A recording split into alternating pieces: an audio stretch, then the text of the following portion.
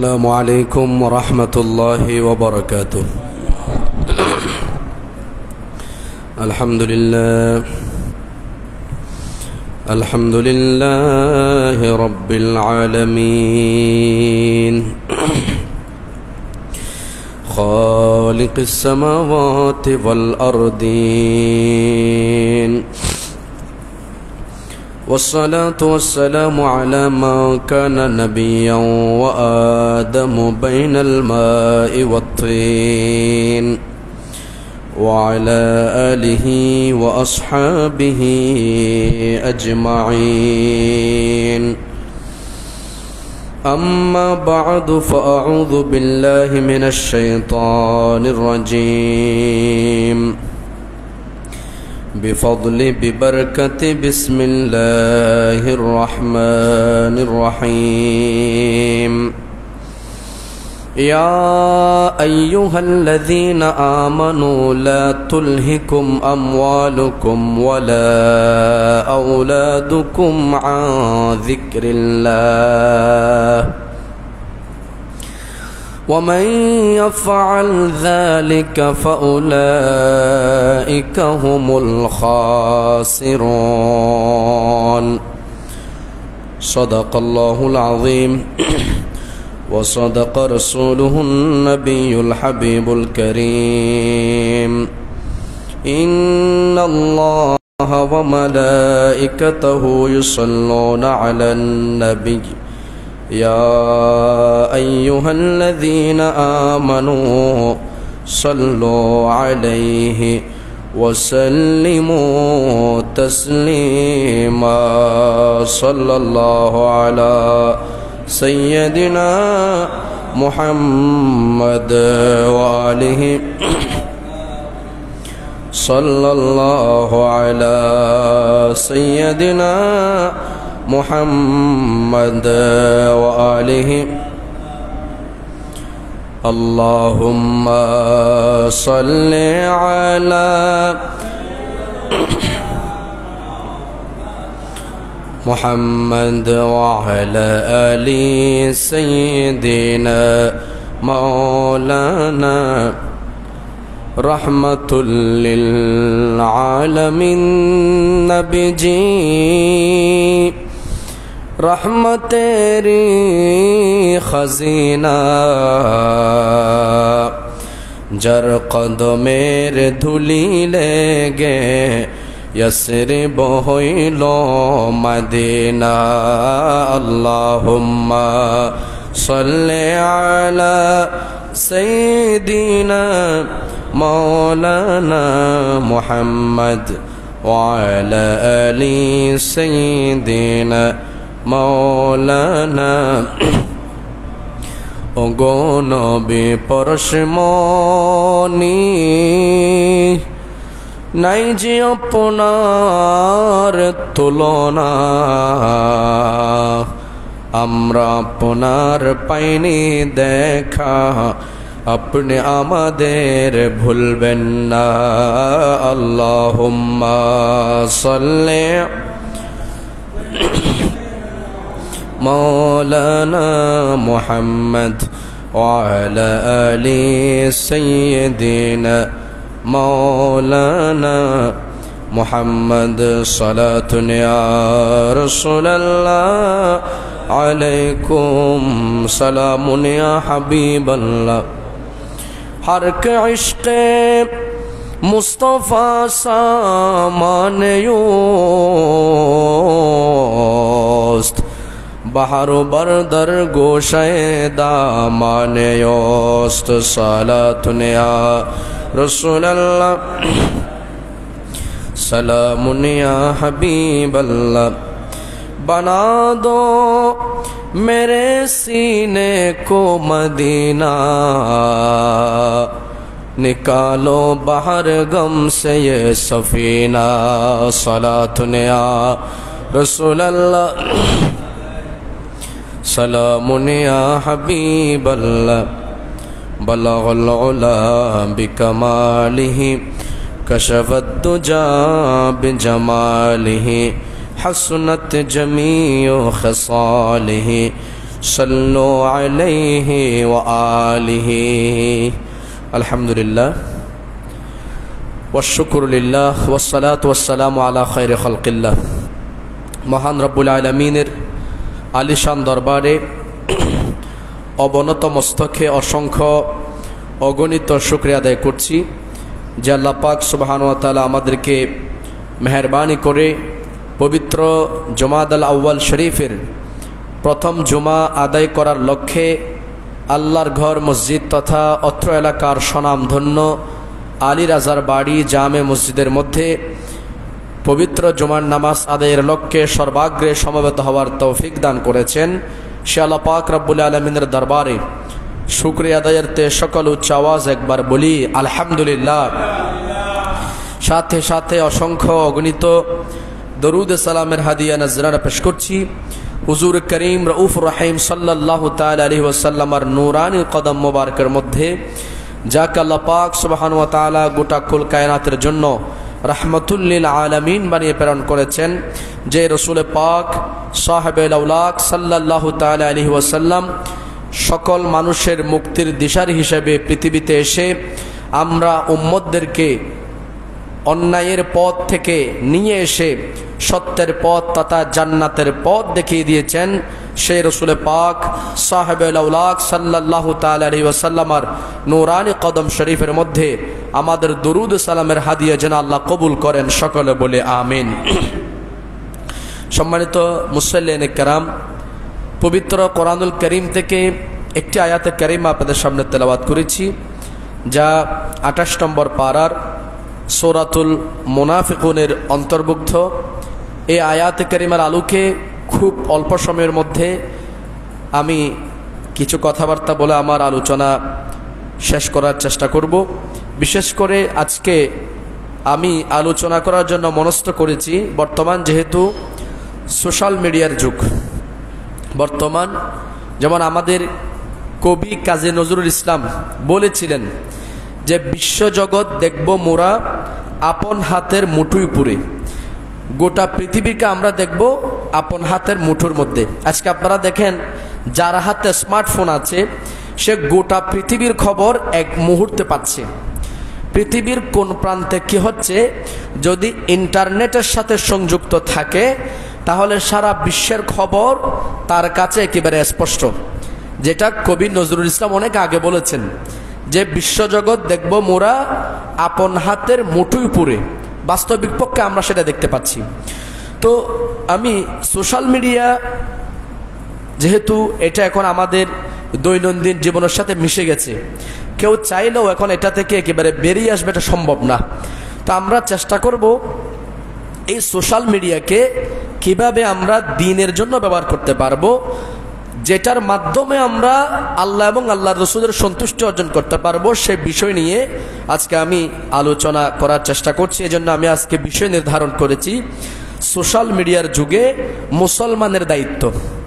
তো মুসলমানকে যেহেতু আল্লাহ পাক পাঠিয়েছেন, মুসলমান হচ্ছে পৃথিবীর মধ্যে একমাত্র ধর্মের অনুসারী, যেই ধর্ম হক, যেই ধর্ম যে সত্য, এটার উপর কোনো সন্দেহ নাই। কিয়ামত পর্যন্ত ইসলাম ছাড়া আর অন্য কোনো ধর্মের গ্রহণযোগ্যতাও নাই। সেজন্য মুসলমানদের দায়িত্ব বেশি। তো মুসলমান শুধু নিজেকে নিয়ে ভাবলে হবে না, নিজের পরিবার পরিজন আত্মীয় স্বজন সমাজ রাষ্ট্র সবাইকে নিয়ে ভাবতে হবে।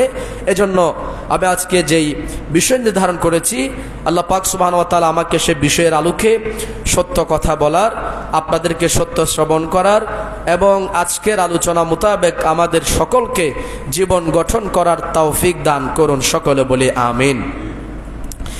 আজকে পবিত্র জুমার দিন, আল্লাহর অহরহ রহমত আজকে নাজিল হচ্ছে।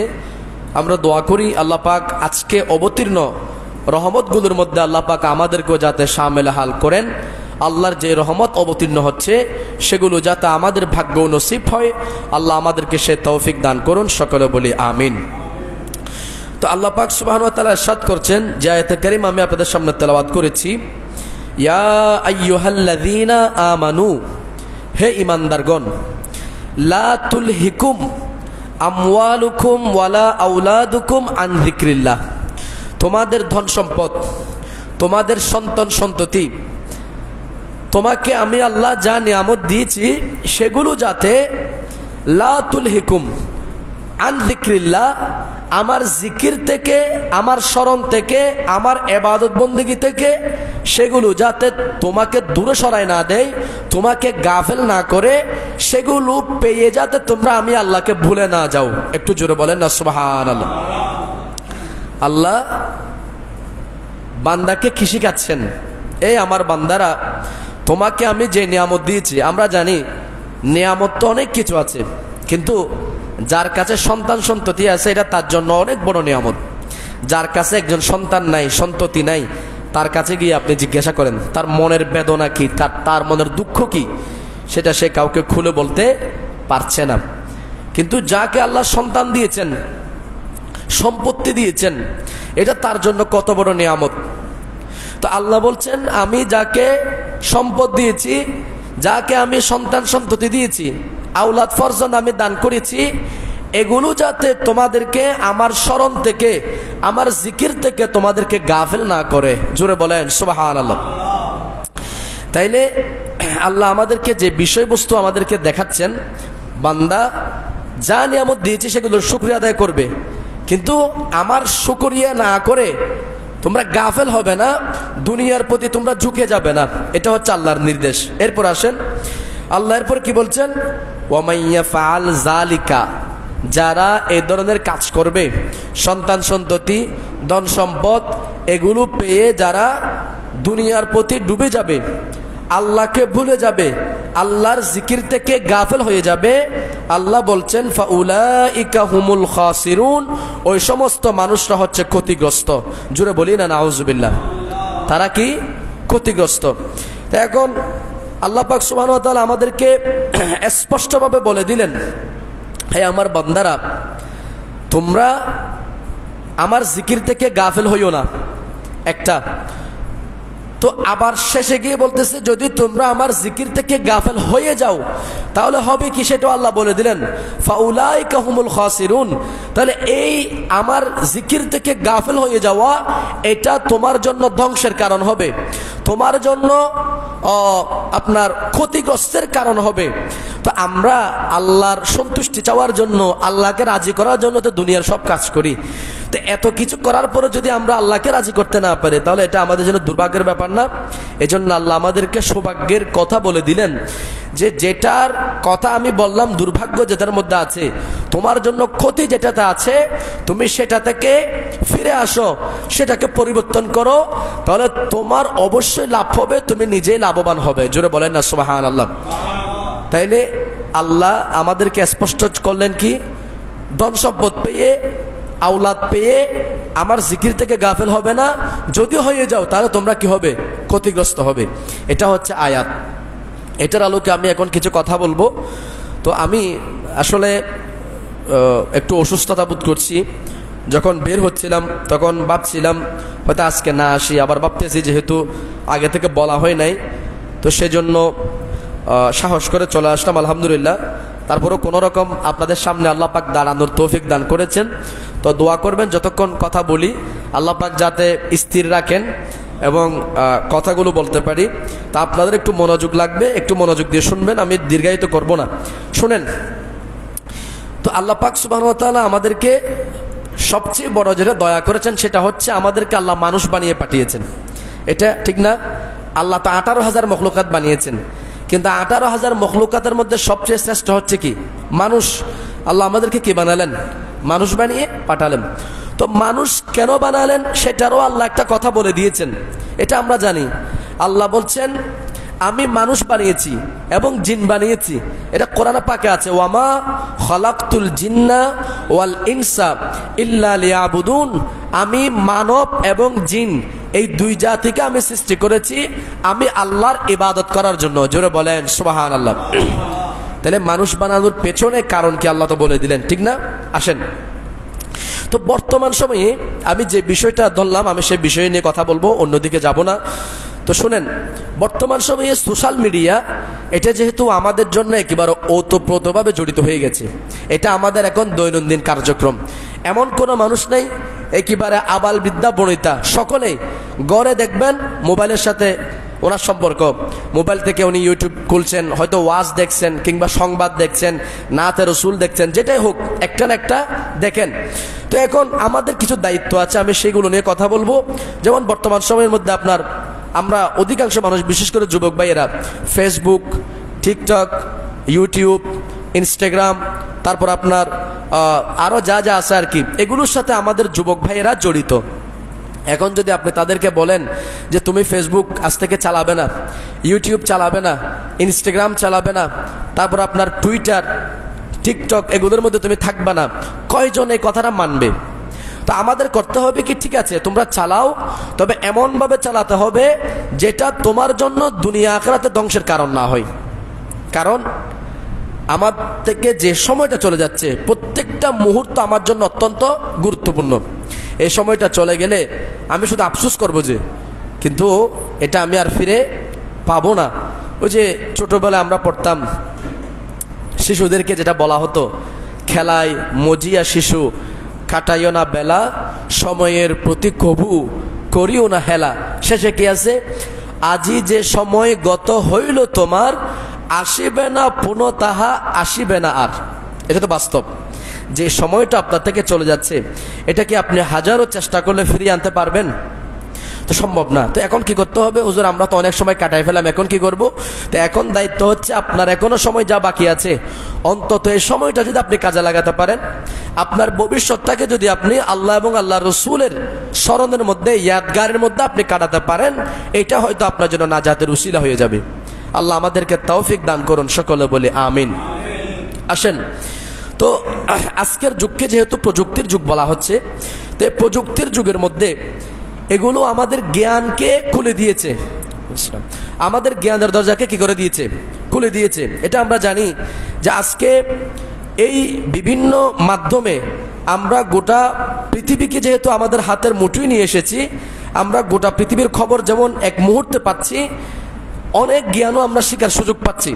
কারণ এখন মনে করেন চ্যাট জিপিটি আমাদের এখন বর্তমান একটা আপডেট বিষয়।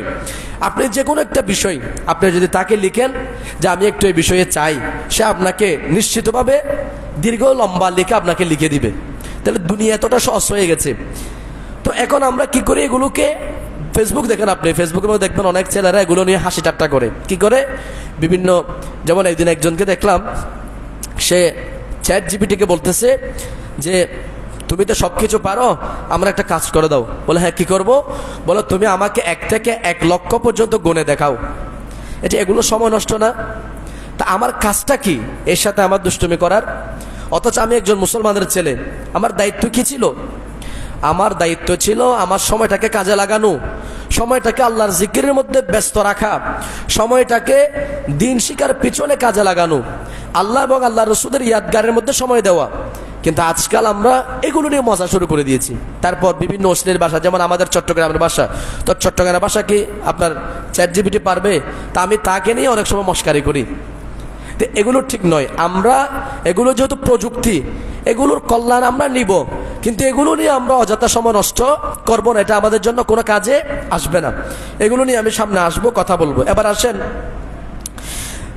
যেহেতু ইসলাম একদম সর্বজনীন একটা ধর্ম, আপনারা জানেন ইসলাম কোনো এলাকার জন্য আসে নাই, কোনো একটা নির্দিষ্ট রাষ্ট্রের জন্য আসে নাই, ইসলাম আসছে সমগ্র বিশ্বের জন্য। তো এই মিডিয়া এটা তো আমাকে ইসলামকে সারা বিশ্বে পৌঁছে দেওয়ার একটা সুযোগ করে দিয়েছে না? আমি চেষ্টা করব এটার মাধ্যমে সারা বিশ্বে ইসলাম কিভাবে আমরা পৌঁছাবো, ইসলামের বাণী আমি কিভাবে ছড়িয়ে দেবো, এটা তো আমি কাজে লাগাতে পারি। যেমন অনেক ওলামায়ে কেরাম ওয়াজ নসিহত করতেছে না? তো ওলামায়ে কেরামের যে ওয়াজ নসিহতগুলো মানুষের জন্য উপকারী, আমি তো চাইলে সেটা শেয়ার করে বা সেটা আমি নিজে আপলোড করার মাধ্যমে প্রচার করলে, কিংবা কোনো একটা ইসলামিক পোস্ট যদি আমি প্রচার করি, তাহলে আমার মাধ্যমে যদি একজন ব্যক্তি, একজন মুসলমানও যদি আমল করার সুযোগ পায়, নিজেকে বদলানোর সুযোগ পাই, এটাই তো আমার জন্য নাজাতের উসিলা হবে, ঠিক না?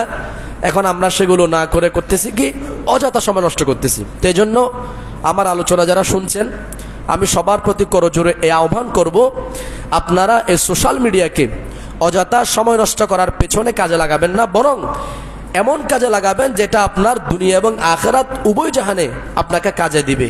আল্লাহ আমাদেরকে সেভাবে কাজে লাগানোর তৌফিক দান করেন, সকলে বলি আমিন। এবার আসেন, তো ফেসবুকের মধ্যে আমরা অনেক কিছু করি, ইউটিউব, ফেসবুক, টিকটকের মধ্যে আমরা অনেক সময় মানুষকে গালাগালি করতেছি, আছে না? অনেক সময় ভুল তথ্য ছড়িয়ে দিচ্ছি। এই যে দেখছেন কিছু বর্তমানে কিছু বক্তা যারা দিন রাত 24 ঘন্টা বিভিন্ন কিছু নিয়ে মিথ্যাচার করতেছে এবং জানে যে সেটাও বলতেছে, যেটা জানে না সেটাও বলতেছে।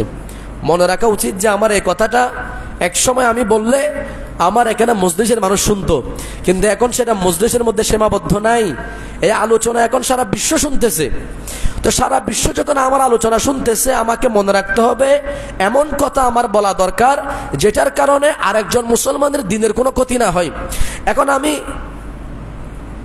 মিডিয়ার সামনে এসে আমি বলতেছি নবী আমার মতো সাধারণ মানুষ ছিল, নবী সাংবাদিক ছিল, নবী দোষে গুণে ভরা, রক্তে মাংসে গড়া, তারপরে নবী নিরক্ষর ছিল। তা আমাকে কি এগুলো বলার জন্য আল্লাহ পাক দুনিয়াতে পাঠাইছেন? বরং আল্লাহ আমাকে পাঠিয়েছেন নবীর ইতাআত করার জন্য, নবীর অনুসরণ করার জন্য। তো নবীর অনুসরণ কি সেটা আমি আপনাদের জন্য বলছি, আর এগুলোর জন্য বলার দরকার না। এগুলো কোনো আমার কথা শুনবেও না, আমার কথা শুনে যে তাদের হেদায়েত হবে এরকমও না। অন্তত আপনারা যারা এসেছেন, মসজিদে উপস্থিত হয়েছেন বা আমার কথা যারা শুনতেছেন, আমি তাদের জন্য বলতেছি। সবার জন্য কথা বলার কোনো প্রয়োজন নেই, আমি চাইলে সবাইকে পাল্টাতেও পারবো না, আর এটা আমার দায়িত্বও না। আল্লাহ যাকে হেদায়েত দিবেন সে হেদায়েত হতে পারবে। তা আমাদের দায়িত্ব কি? আমাদের দায়িত্ব হবে এই সোশ্যাল মিডিয়ার যুগে সত্য যেটা, ভালো জিনিস যেটা, সেটা আমি নিজে যেমন উপকার হাসিল করব, আমার আত্মীয় স্বজন যারা আছে তাদের সুবিধার্থে, বন্ধু বান্ধবদের সুবিধার্থে আমি সেটা প্রচার করার চেষ্টা করব। কেন? এটা আবার আমি নিজে বলতেছি না, আমার নবী সাল্লাল্লাহু আলাইহি ওয়াসাল্লাম এটার প্রতি আদেশ দিয়েছেন। নবীজি বলছেন বাল্লিগু আন্নি ওয়ালাউ আয়া। আমার নবী বলছেন, ও আমার উম্মতেরা, তোমরা আমার পক্ষ থেকে যদি একটি আয়াত হয় সেটা তুমি আরেকজন মুসলমানের কাছে পৌঁছে দাও। সুবহানাল্লাহ। তাহলে আমি যদি আল্লাহ রসুলের এই আদেশ রক্ষার্থে একটা ইসলামের বাণী আরেকজনের কাছে পৌঁছাতে পারি, তাহলে নবীর আদেশ রক্ষা হচ্ছে কিনা? তা আমার নবীজি বলছেন মান আতাআনি ফাকাদ আতা আল্লাহ, যে আমার আনুগত্য করলো সে যেন আল্লাহর আনুগত্য করলো। জোরে বলেন সুবহানাল্লাহ। তো নবীর আনুগত্য করা, আল্লাহর আনুগত্য করা, এটা নবীর মুহাব্বতের, আল্লাহর মুহাব্বতের প্রমাণ। আমার নবী অন্য জায়গায় বলছেন মান আহাব্বানি ফাকাদ আহাব্বাল্লাহ, যে আমাকে ভালোবাসলো সে যেন আল্লাহকে ভালোবাসলো, আর যে আল্লাহকে ভালোবাসলো আল্লাহ তাকে জান্নাতে প্রবেশ করাবেন। জোরে বলেন সুবহানাল্লাহ। আমরা এগুলো করতে পারি। এবার আসেন, তো আমরা জানি যে সেটাও বলি, না জানি যে সেটাও বলি না? তো এটার ব্যাপারে আল্লাহ কি বলছেন? আমরা মনে করছি আমরা এই ফেসবুক চালাচ্ছি, টিকটক চালাচ্ছি, ইউটিউবের মধ্যে সময় দিচ্ছি, বা যেখানে মন চায় কমেন্ট করছি, যেটা মন চায় সেটা দেখছি, কেউ আমাকে দেখছে না, আমি মনে করছি মানে আমি একেবারে স্বাধীন। এখন যেহেতু মোবাইল আছে, গুনাহ করা একেবারে সহজ, যেটা আমরা মনে করি। তো আল্লাহ কোরআনুল কারীমে বলছেন মা ইয়ালফিজু মিন কওলিন ইল্লা লাদাইহি রাকিবুন আতীদ। সূরা কাফের 18 নম্বর আয়াত আল্লাহ পাক সুবহানাহু ওয়া তাআলা স্পষ্ট বলছেন মা ইয়ালফিজু মিন কওলিন, মানুষ যে কথা উচ্চারণ করে, যে কথা বলে, ইল্লা লাদাইহি রাকিবুন আতীদ, প্রত্যেক মানুষের জন্য তার পাশে একজন পর্যবেক্ষক রয়েছে। অর্থাৎ আমাদের কাছে দুজন ফেরেশতা আছে, এটা আপনারা জানি, আপনারা সবাই জানেন, আমরাও জানি। এটা কি?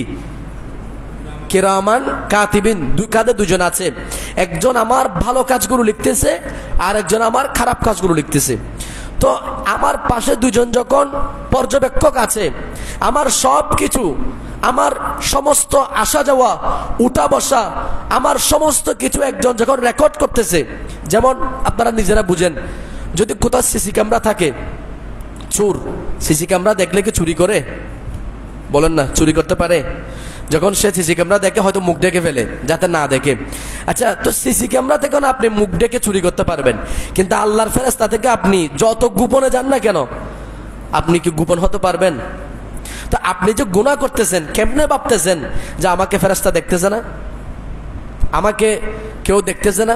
তো মানুষ থেকে আপনি ভয় পাচ্ছেন। মানুষ থেকে আমরা অনেক সময় মানুষের সামনে আসলে বুজুর্গ সেজে যাই, বড় আল্লাহওয়ালা মুত্তাকি পরহেজগার হয়ে যায়, কিন্তু যখন একাকী থাকি তখন গুনার মধ্যে ডুবে যাই। তো এটাকেও উলামায়ে কেরাম বলছেন এটা শিরকে আসগর, ছোট শিরিক। কেন? আপনি আল্লাহর সন্তুষ্টির জন্য যেখানে ইবাদত করা দরকার ছিল, আল্লাহকে ভয় করা দরকার ছিল, আপনি আল্লাহকে ভয় করতেছেন না। গোপনে গিয়ে যদি ভয় করতেন তাহলে সেটা হচ্ছে হাকিকি অর্থে আল্লাহকে ভয় করা। এখন আপনি গোপনে গিয়ে গুনাহ করতেছেন, মানুষের সামনে এসে নিজেকে মুত্তাকি পরহেজগারি এটা জাহির করছেন, তাইলে এটা হচ্ছে মানুষকে দেখানোর জন্য আপনি এটা করতেছেন, তাইলে এটা ছোট শিরকের অন্তর্ভুক্ত বলে উলামায়ে কেরাম বলেছেন। কেন আমরা এগুলো করি? উপেনে গোপনে সর্বাবস্থায় আমরা আল্লাহর ইবাদত বন্দেগী, আল্লাহর জিকির করার চেষ্টা করব। আল্লাহ তৌফিক দান করুন, সকলে বলে আমিন। সময় শেষ হয়ে যাচ্ছে, আমি শেষ করব। এরপর আসেন, আমার নবী সাল্লাল্লাহু আলাইহি ওয়াসাল্লাম ইরশাদ করছেন, যেমন সোশ্যাল মিডিয়ার যুগে যারা বর্তমান সচেতন মানুষ, তারা যা ইচ্ছা তা করে না, যা ইচ্ছা তা লিখে না, মন্তব্য করে না। অনেক সময় দেখবেন চুপ থাকে মানুষ বেশি।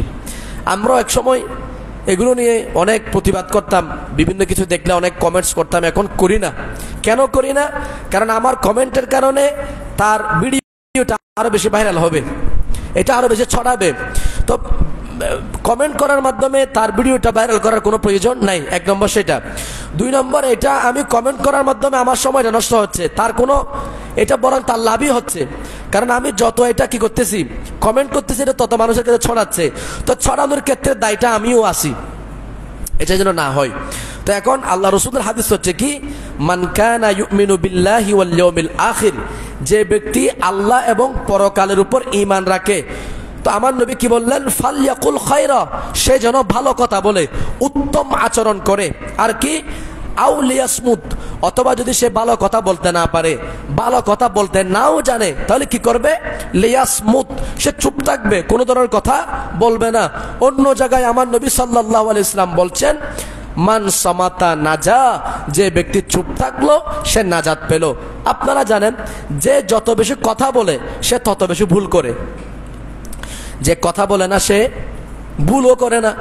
তো ভুল হয় কার? যে বেশি কথা বলে। এই জন্য যে যত বেশি চুপ থাকতে পারবে সে তত বেশি কি হবে, লাভবান হবে। আমার নবীজি অন্য হাদিসের মধ্যে বলছেন, হযরতে মুআজ ইবনে জাবাল রাদিয়াল্লাহু তাআলার ব্যাপারে একটা হাদিস আছে। একদিন হযরতে মুআজ রাদিয়াল্লাহু তাআলা আনহু একটা মসজিদের কোণে কালো কম্বল জড়িয়ে বসে আছেন। একজন ব্যক্তি এসে বললেন, মাল ওয়াহদাতু ইয়া আবাজার, এই আবু যার গেফারি রাদিয়াল্লাহু তাআলা আনহু, আপনি এই একাকিত্ব কেন গ্রহণ করেছেন? আবু যার গেফারি কি বলছিলেন জানেন? আবু যার গেফারি বলছেন, এ প্রশ্নকারী শোনো, আমি একাকিত্ব এই জন্য গ্রহণ করেছি, বর্তমান সমাজে যদি আমি কোনো মানুষের সাথে মিশতে যাই, তার সাথে বসলে আমার গীবত করা লাগবে, দুনিয়াবি কথা বলতে হবে। তা আমার নবীজির একটা হাদিস তিনি বললেন, মাসালুল জলিসিস সালিহি, না এই হাদিস না, এটা আর একটা হাদিস।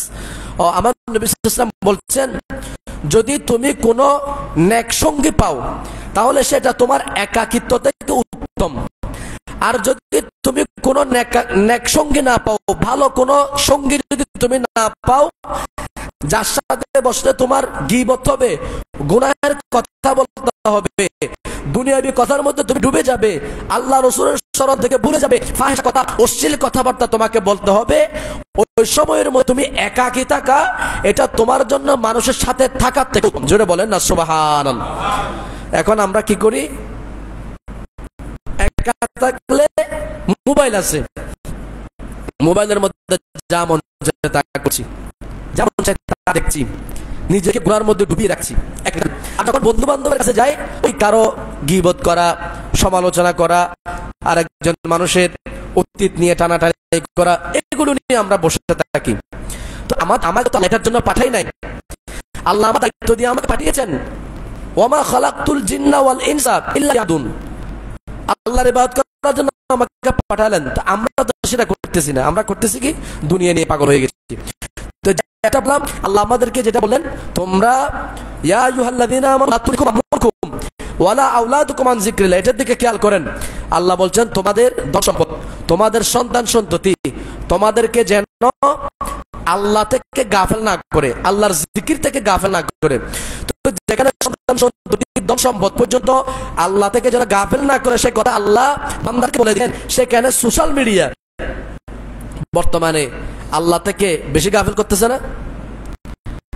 সন্তান সন্ততি থেকে, কারণ সন্তান সন্ততি নিয়ে মানুষ তারপরে সবসময় পড়ে থাকে না, মানুষ কিছুটা সময় পায়। এখন আপনি দেখবেন নামাজের সময় গেছে, সোশ্যাল মিডিয়া কথা বলতেছে, নামাজের সময় গেছে, মনে করেন টিভির মধ্যে একটা ভালো নিউজ চলতেছে বা তার পছন্দের কোন একটা জিনিস দেখতেছে, মসজিদে আযান চলতেছে, সে মসজিদে আযানের জন্য দরকার পড়লে ভলিউম তো ছোট করে কথা আরো বাড়াই দিবে, কেন ওই তার প্রিয় সংবাদটা শুনতে পারবে না, হারিয়ে যাবে। এই জন্য তো সোশ্যাল মিডিয়াকে আমরা এগুলোর জন্য ব্যবহার করতে হবে না। যখন আযান দিবে আমার সমস্ত কিছু অফ করে দিতে হবে। আমি ঠিক আছে, যতক্ষণ নামাজের সময় নেই, আযান হয় না, ততক্ষণ আমি এগুলোর মধ্যে ছিলাম, কিন্তু যখনই আযান হয়েছে আমার উচিত হবে এগুলোকে বন্ধ করে দিয়ে আমার নামাজের জন্য কি গ্রহণ করা, প্রস্তুতি গ্রহণ করা।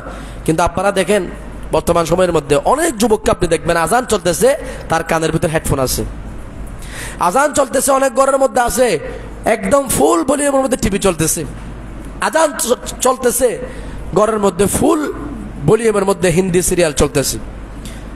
এখন তো এগুলো আমাদের সমাজের বাস্তবতা, এটা যেন না হয়। তা আমাদের কি করতে হবে, সোশ্যাল মিডিয়া এটাকে যাতে আমরা খারাপ কাজে ব্যবহার না করি, কল্যাণের কাজে ব্যবহার করি। এরপর একটা আসেন, আর একটা হচ্ছে বর্তমান সময়ের সবচেয়ে ট্রেন্ডিং বিষয়, সেটা হচ্ছে গুজব। কি গুজব বুঝেন তো? মিথ্যা সংবাদ, যেটা ঘটে নাই সেটা মানুষের কাছে প্রচার করা, মানুষকে হয়রানি করা, এটা এক প্রকার। এই যে মিথ্যা সংবাদ প্রচার করে মানুষের মধ্যে কি করা, বিভ্রান্তি সৃষ্টি করা, এটা সম্পূর্ণরূপে নিষেধ।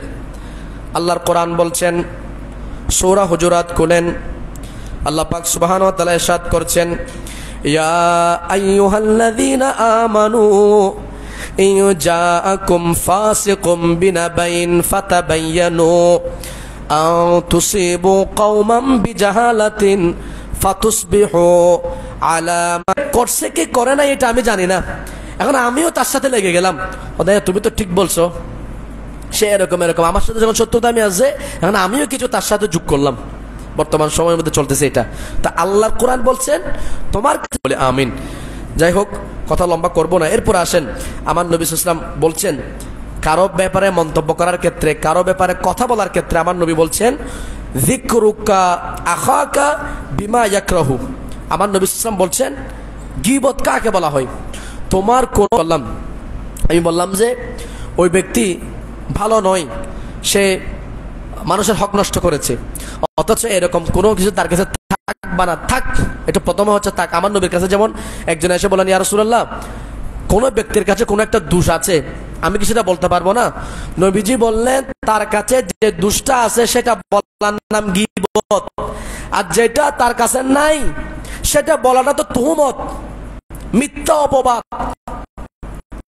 এখন আমরা আছে যেটাও বলতেছি, নাই যেটাও, দুটোটা কি অপরাধ। এরপর আসেন অন্য কোরআন শরীফের মধ্যে অন্য আয়াতের মধ্যে আল্লাহ বলছেন, এগুলো আমাদের জন্য খুব গুরুত্বপূর্ণ।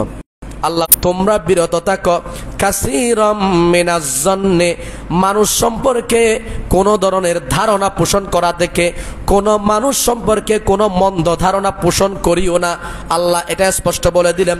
এরপরে বলছেন ইন্না বাদাজ জন্নে ইসমুন, এমন কিছু ধারণা আছে যেগুলো পাপের অন্তর্ভুক্ত। জোরে বলেন না নাউজুবিল্লাহ। কিসের অন্তর্ভুক্ত? পাপের অন্তর্ভুক্ত। এরপর আল্লাহ আরো বলছেন ওয়ালা তাজাসসু, তোমরা গোয়েন্দাগিরি করিও না। গোয়েন্দাগিরি বুঝেন? মানুষের দোষ খুঁজে খুঁজে বের করা, মানুষের দোষ কি করা? খুঁজে খুঁজে বের করা। কেন? অন্যদিকে আমার নবী বলছেন মান সাতারা মুসলিমান সাতারাহুল্লাহু ফিদ দুনিয়া ওয়াল আখিরাহ, যে কোন মুসলমানের দোষ ত্রুটি গোপন রাখলো, কিয়ামতের ময়দানে আল্লাহ তার দোষ ত্রুটিগুলো গোপন করে রাখবেন। জোরে বলেন সুবহানাল্লাহ। যেখানে আল্লাহ দোষ ত্রুটি গোপন রাখা, নাউজুবিল্লাহ, এটার জন্য কি আল্লাহ আমাদেরকে দুনিয়াতে পাঠিয়েছেন? যাই হোক, কথা অনেক লম্বা হয়ে যাচ্ছে, আমাকে এখানে শেষ করতে হবে। আল্লাহ বলছেন ওয়ালা ইয়াগদাব বা'দুকুম বা'দা, তোমরা একে অপরের বিরুদ্ধাচরণ করবে না, একে অপরের সাথে শত্রুতা পোষণ করবে না। এরপরে কি বলছেন? আইয়ুহিব্বু আহাদুকুম আন ইয়াকুলা লাহমা আখিহি মাইতা, গীবত করাকে, অপবাদ দেওয়াকে আল্লাহ কিসের সাথে তুলনা করেছেন দেখেন। আল্লাহ বলছেন আইয়ুহিব্বু আহাদুকুম, তোমরা কি কেউ পছন্দ করো আন ইয়াকুলা লাহমা আখিহি, তোমাদের কোন মৃত ভাইয়ের গোশত মাংস খাওয়াটা কেউ কি পছন্দ করে? কোন মৃত ভাইয়ের গোশত? মৃত ভাই কেন, জিন্দা ভাইয়ের গোশত কি কেউ খাবে? তা আল্লাহ কি বলছেন, আইয়ুহিব্বু আহাদুকুম, তোমাদের মধ্যে কেউ কি পছন্দ করে আইয়াকুলা লাহমা আখিহি, সে তার আইয়াকুলা লাহমা আখিহি মাইতা, তার কোন মৃত ভাইয়ের গোশত সে খাবে? এরকম কেউ পছন্দ করবে? তা আল্লাহ বলছেন ফাকারিহতুমুহু, তোমরা সেটাকে অপছন্দ করবে। তো যেটা অপছন্দ করো, তো গীবত করা মানে, মানুষের সমালোচনা করা মানে, মানুষের দোষ এগুলো খুঁজে খুঁজে বের করা মানে, এগুলো মৃত ভাইয়ের গোশত খাওয়ার মতো। জুড়ে বলেন না নাউজুবিল্লাহ। যাক, কথা অনেক লম্বা হয়ে যাচ্ছে, শেষ করতে হবে। তো সোশ্যাল মিডিয়া, এটা শেষ কথাটা বলছি, সোশ্যাল মিডিয়াকে আমরা কি জন্য কাজে লাগাবো? আমরা কাজে লাগাবো আমাদের দিন, ইসলাম এগুলোকে প্রচারের ক্ষেত্রে। আল্লাহ রসুল যা আমাদেরকে দিয়েছেন, আমি যেমন আমল করব, আমি যদি কোনো একটা বিষয় পাই, এই সোশ্যাল মিডিয়ার সুবাদে আমার কোনো ভাই, আত্মীয় স্বজন, আমার মা, আমার বোন, আমার পরিবার পরিজন, আমি তাদের কাছে এটা পৌঁছানোর চেষ্টা করব। যেমন বর্তমানে হোয়াটসঅ্যাপ আছে, তা আপনি এক জায়গায় গেলেন, সেখান থেকে আপনি একটা আমল শিখলেন, খুব সহজ আমল। মনে করেন সুবহানাল্লাহ, আলহামদুলিল্লাহ, এই দুটো শব্দ, এই দুটো শব্দ যদি কেউ বলে, আমার নবী সাল্লাল্লাহু আলাইহি ওয়াসাল্লাম ইরশাদ করছেন, গোটা পৃথিবী যত বড়, এটার সওয়াবকে যদি আকৃতি দেওয়া হয়, গোটা পৃথিবী তার সওয়াবে ভরে যাবে। একটু জোরে বলেন না সুবহানাল্লাহ। তো কোন সন্তান যদি বলে যে এটা তো খুব সহজ একটা আমল, আমি আমার মাকে একটু শিখাই দিই, তো কি করলাম, আমি সোশ্যাল মিডিয়ার সুবাদে আমি ভয়েস দিয়ে বলে দিলাম, আম্মা আজকে আলোচনা শুনলাম, হুজুর বলেছেন সুবহানাল্লাহ আলহামদুলিল্লাহ বললে এতটুকু সওয়াব পাওয়া যায়, তাহলে সোশ্যাল মিডিয়ার কল্যাণটা আমি পেলাম কিনা?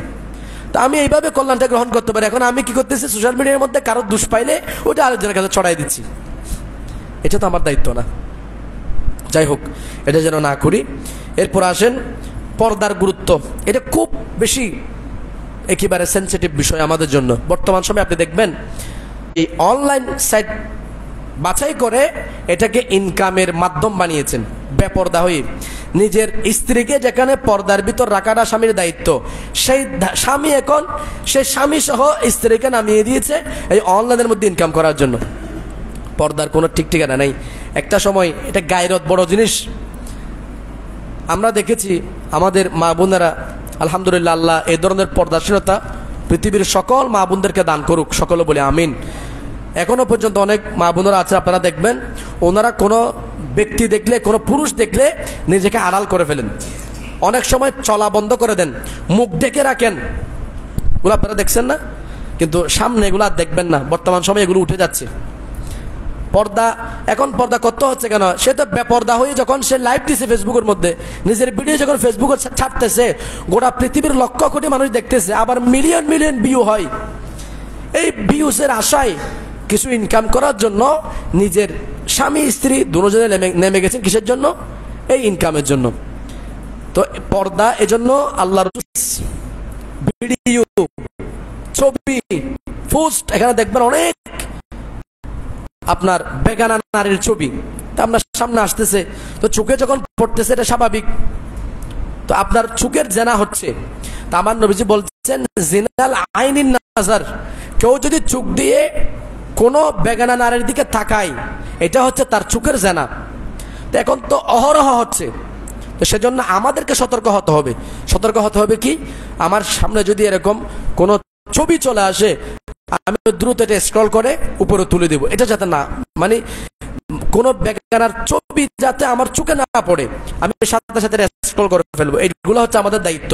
যাই হোক, এরপরে সর্বশেষ কথা আমি যেটা বলবো, আমাদের মনে রাখতে হবে কিয়ামতের ময়দান আমাদের সবাই করতে হবে, সবাই করতে হবে। আল্লাহ বলছেন ফামান ইয়ামাল মিসকালা যাররাতিন খায়রান ইয়ারা, যে ব্যক্তি অনুপরিমাণ জাররা পরিমাণ ভালো কাজ করবে সেটাও সে কিয়ামতের ময়দানে দেখতে পাবে।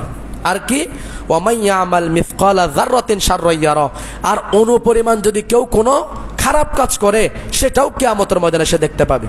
তো আমাকে মনে রাখতে হবে, সোশ্যাল মিডিয়া যখন আমি চালাচ্ছি, এটা আমি আমার কল্যাণে আমি ব্যবহার করব, ইসলামের কল্যাণে ব্যবহার করব, আল্লাহ এবং আল্লাহ রসুলের সন্তুষ্টি আমি চাইলে সেখান থেকেও বের করতে পারবো। এটার জন্য আমি ব্যবহার করব, দুনিয়া কামাই করার জন্য কিংবা নিজের স্ত্রী, নিজের বোন, নিজের আত্মীয় স্বজন এদেরকে বেপর্দা করে ফেসবুকের মধ্যে প্রচার করার জন্য আমি এটা ব্যবহার করব না। এটা মনে রাখবেন, যে পুরুষ কোনো নারীকে ফেসবুক ব্যবসা, অনলাইন ব্যবসার মধ্যে লাগাই দিবে, তার সম্মতির কারণে, পুরুষ সম্মতি না দিলে কি কোনো স্ত্রী পারবে? এটার মধ্যে তো অবশ্যই তার স্বামীর, তার বাবার, তার ভাইয়ের অবশ্যই সম্মতি আছে। তো এই সম্মতির কারণে যত মানুষ এই মহিলার মাধ্যমে গুনাহগার হবে, যারা যারা যত পুরুষ তার সাথে জড়িত আছে, এরা সবাই এই গুনাহের মধ্যে শামিল হবে। হাদিসে পাকের মধ্যে আছে, আমার নবী বলছেন, আলা কুল্লুকুম রাইন ওয়া কুল্লুকুম মাসউলুন আন রাইয়াতিহি, সাবধান, প্রত্যেক দায়িত্ববানকে কিয়ামতের ময়দানে তার দায়িত্ব সম্পর্কে জিজ্ঞাসা করা হবে। তো এই হাদিসের মধ্যে আছে, স্বামী একজন স্ত্রীর জন্য রক্ষক, দায়িত্ববান, আবার বড় ভাই তার ছোট বোনের জন্য দায়িত্ববান, সন্তানের জন্য বাবা দায়িত্ববান, তারপর সমাজের জন্য সমাজের সর্দার দায়িত্ববান। বর্তমান আমাদের এই যে মিডিয়া বা এই যে আপনার উপজেলা, এই উপজেলার জন্য যিনি আপনার উপজেলা চেয়ারম্যান আছেন, যিনি আপনার মন্ত্রী আছেন, এগুলো সব হচ্ছে এই এলাকার জন্য কি জিম্মাদার। কিয়ামতের ময়দানে সবাইকে আপন আপন দায়িত্ব সম্পর্কে জিজ্ঞাসা করা হবে। এখন আমরা সেগুলোর দিকে আমাদের কোনো ভ্রুক্ষেপ নেই। যাই হোক, কথা আর লম্বা না করি, আল্লাহ পাক সুবহানাহু ওয়া তাআলা আমাদের সকলকে নেক কাজ করার, নেক আমল করার, আল্লাহ এবং আল্লাহ রাসূলের সন্তুষ্টি অর্জনের লক্ষ্যে দুনিয়া এবং আখিরাত যাতে আমাদের সুন্দর হয় সেভাবে যাতে আমরা কাজ করতে পারি, আল্লাহ সন্তুষ্টি অর্জনের জন্য আমাদেরকে জীবনযাপন করার, আল্লাহর ইবাদত করার সকলকে আল্লাহ পাক তৌফিক দান করুন। সকলে বলি আমিন। ওমা আলাইনা ইল্লাল বালাগ। একজন ব্যক্তি দোয়া চেয়েছেন, মোহাম্মদ লোকমান প্রবাসী, এবং তার পরিবারের জন্য সে দোয়া চেয়েছেন। সবাই একটু দোয়া করবেন, আল্লাহ পাক যাতে তার প্রবাস জীবনকে সুখময় করেন, তার পরিবার পরিজন আত্মীয় স্বজন যাদের জন্য দোয়া চেয়েছেন